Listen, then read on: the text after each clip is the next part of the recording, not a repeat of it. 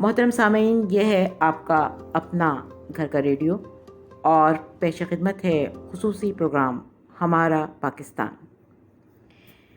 جی ہاں، بدقسمتی سے ہمارا یہ پاکستان، جو بانی پاکستان قائد اعظم محمد علی جناح اور ان کے محترم رفقا کی انتھک محنت و جدوجہد کے بعد قائم ہونے والا پاکستان ہرگز نہیں ہے۔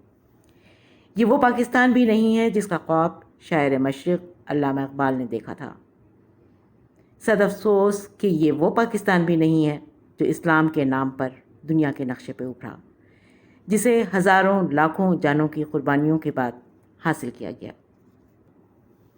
محترم سامعین، گھر کا ریڈیو نے آج آپ کے لیے قائد اعظم کے فرمودات کی روشنی میں ایک انٹرویو تیار کیا ہے، جسے سن کر ہم یقیناً یہ سمجھ سکتے ہیں اور جان سکتے ہیں کہ کیا ہمارا پاکستان ویسا ہی ہے جیسا ہونا چاہیے، اور اس کی ترقی و خوشحالی اور سلامتی و بقا کے لیے ہمیں کیا کرنا ہوگا۔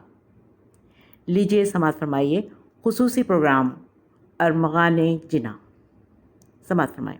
ہم اپنے کمرے میں بیٹھے قائد اعظم کی شخصیت پر کتاب پڑھ رہے تھے۔ کتاب میں ان کی زندگی کے نہایت دلچسپ واقعات درج تھے، جن میں سیکھنے کے لیے بہت کچھ موجود تھا۔ پڑھتے پڑھتے ہم نے آنکھیں بند کر لیں اور سوچنے لگ گئے کہ کاش ہمارے بس میں ہوتا تو ہم قائد کا انٹرویو کرتے اور ان سے ڈھیروں باتیں کرتے، پاکستانی سیاستدانوں کی شکایت کرتے جنہوں نے لوگوں کا جینا دھوبر کر رکھا ہے اور ملک عزیز کو اپنی بدعنوانیوں سے قرضوں کی دلدل میں پھنسا دیا ہے۔ ابھی ہم سوچ ہی رہے تھے کہ اچانک دروازے پر دستک ہوئی۔ ہم ہڑبڑا کر اٹھ بیٹھے، دروازہ کھولا، سامنے قائد کھڑے نظر آئے تو ہمیں یقین ہی نہیں آیا۔ بازو میں چٹکی بھری تو یقین آیا۔ اس سے پہلے کہ ہم ان سے کچھ عرض کرتے، انہوں نے زیر تبسم فرمایا، مجھے معلوم ہے تم میرے انٹرویو کے خواہش مند ہو۔ تمہاری خواہش کے احترام میں خود یہاں چلا آیا ہوں۔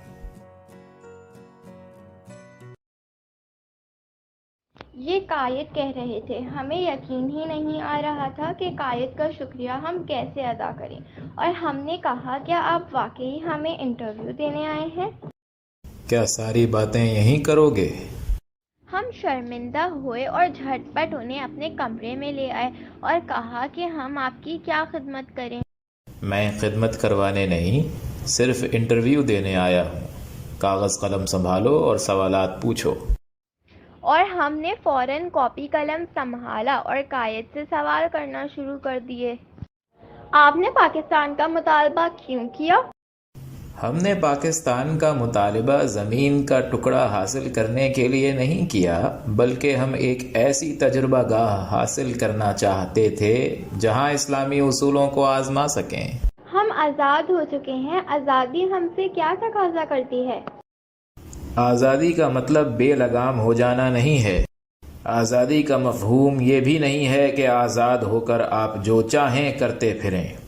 آپ پر بڑی ذمہ داری ہے، اور اب پہلے سے کہیں زیادہ ضروری ہے کہ آپ ایک متحد قوم کے طور پر نظم و ضبط کے ساتھ کام کریں۔ اس وقت ہم سب کو چاہیے کہ اپنے اندر تعمیری جذبہ پیدا کریں۔ سر، اسلامی جمہوریہ پاکستان میں حکومت کن اصولوں پر استوار ہونی چاہیے؟ اسلامی حکومت کے تصور کا یہ امتیاز پیش نظر رہنا چاہیے کہ اس میں اطاعت اور وفا کا مرکز اللہ تعالیٰ کی ذات ہے، جس کی تعمیل کا عملی ذریعہ قرآن کے احکام و اصول ہیں۔ اسلام میں اصلاً کسی بادشاہ کی اطاعت ہے، نہ پارلیمنٹ کی، نہ کسی شخص یا ادارے کی۔ قرآن کریم کے احکام ہی سیاست و معاشرت میں ہماری آزادی اور پابندی کی حدیں مقرر کر سکتے ہیں۔ دوسرے لفظوں میں اسلامی حکومت قرآنی احکام و اصولوں کی حکومت ہے۔ اسلام میں جمہوریت کا کیا تصور ہے؟ جمہوریت کا تصور مسلمانوں کی گٹھی میں پڑا ہوا ہے۔ اس کی مثال یہ ہے کہ مسجد میں نماز پڑھتے وقت میرا ڈرائیور اکثر میرے برابر کھڑا ہوتا ہے۔ پاکستان میں آج کل ہر کوئی الگ قومیت کی بات کرتا ہے، آپ اس بارے میں کیا کہیں گے؟ ہم بلوچی ہیں نہ پٹھان، سندھی نہ پنجابی نہ بنگالی۔ ہمارے احساسات اور طرز عمل بھی پاکستانیوں جیسے ہونے چاہیے۔ اور ہمیں چاہیے کہ بجائے کسی اور نام کے صرف اور صرف پاکستانی کہلائے جانے پر فخر کریں۔ ہمارا کلمہ ایک، رسول ایک، کتاب ایک۔ پھر کوئی وجہ نظر نہیں آتی کہ ہم ایک ہو کر اپنے ملک کے استحکام، مذہب کی اشاعت اور ملت کی خوشحالی کے لیے کام نہ کریں۔ پاکستانی قوم اپنے اندر کی خرابیوں کو کیسے دور کر سکتی ہے؟ آپ کو چاہیے کہ ویسا ہی اتحاد قائم رکھیں جیسا پاکستان حاصل کرنے کے وقت موجود تھا۔ آپس کے جھگڑوں اور صوبائی نفرتوں اور تعصبات سے اپنے آپ کو دور رکھیں۔ اگر ہم متحد رہے تو بہت سی خرابیوں سے نجات حاصل کر سکتے ہیں۔ دنیا کو آج امن کی ضرورت ہے، پاکستان اس میں اپنا کردار کس طرح ادا کر رہا ہے؟ دنیا میں ہمیشہ امن کی ضرورت رہی ہے، لیکن اس وقت امن کی ضرورت اور بھی بڑھ گئی ہے۔ مجھے یقین ہے کہ پاکستان دوسری قوموں کے شانہ بشانہ دنیا میں خوشحالی کے قیام اور فروغ کے لیے جد و جہد کرے گا۔ قیام میں امن کے سلسلے میں ہم دوسری قوموں سے کسی طرح پیچھے نہیں رہیں گے۔ آج ساری دنیا کے مسلمان انتشار کا شکار ہیں، ہر جگہ انہیں ناکامی ہے۔ وہ کیا چیز ہے جن کے ذریعے مسلمان دوبارہ طاقت پکڑ سکیں؟ وہ کون سا رشتہ ہے جس سے منسلک ہونے سے تمام مسلمان جسد واحد کی طرح بن جائیں؟ وہ کون سی چٹان ہے جس پر ان کی ملت کی عمارت استوار ہے؟ وہ کون سا لنگر ہے جس پر امت کی کشتی محفوظ کر دی گئی ہے؟ وہ رشتہ، وہ چٹان، وہ لنگر اللہ کی کتاب قرآن کریم ہے۔ مجھے امید ہے کہ جوں ہم آگے بڑھتے جائیں گے، قرآن مجید کی برکت سے ہم میں زیادہ سے زیادہ اتحاد پیدا ہوتا جائے گا۔ ایک خدا، ایک کتاب، ایک رسول، ایک امت۔ ہماری نجات کا واحد ذریعہ کیا ہے؟ میرا ایمان ہے کہ ہماری نجات کا واحد ذریعہ اس سنہری اصولوں والے ضابطۂ عمل میں ہے جو ہمارے عظیم پیغمبر اسلام صلی اللہ علیہ وآلہ وسلم نے ہمارے لیے قائم کر رکھا ہے۔ ہمیں اپنی جمہوریت کی بنیادیں سچے اخلاقی اصولوں اور تصورات پر رکھنی چاہیے۔ اسلام کا سبق یہ ہے کہ مملکت کے امور و مسائل کے بارے میں فیصلے باہمی بحث و تمہیس اور مشوروں سے کیا کرو۔ برسر اقتدار حکومت کا کیا مقصد ہونا چاہیے؟ حکومت کے سامنے صرف ایک ہی مقصد ہو سکتا ہے، عوام کی بے لوث خدمت اور ان کی فلاح و بہبود کے لیے مناسب تدبیریں اختیار کرنا۔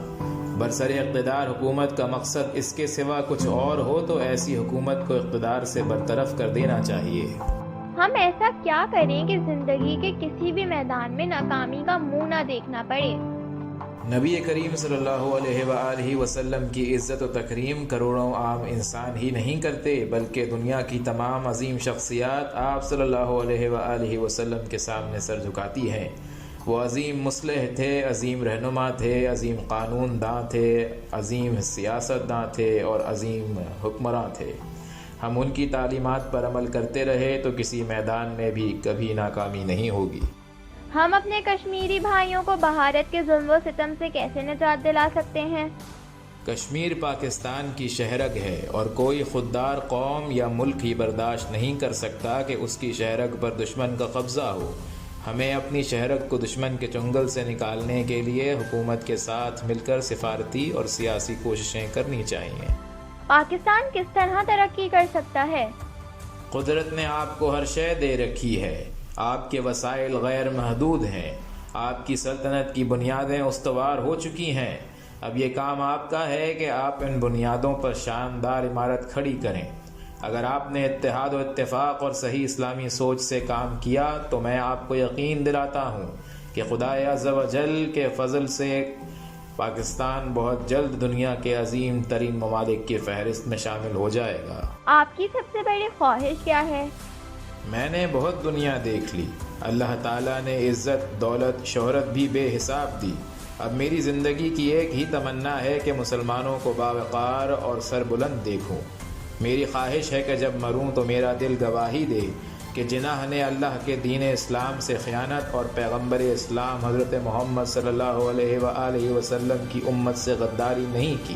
مسلمانوں کی آزادی، تنظیم، اتحاد اور مدافعت میں اپنا کردار ٹھیک ادا کیا، اور میرا اللہ کہے کہ اے میرے بندے، بے شک تو مسلمان پیدا ہوا، بے شک تو مسلمان مرا۔ قوم کو آپ کیا پیغام دیں گے؟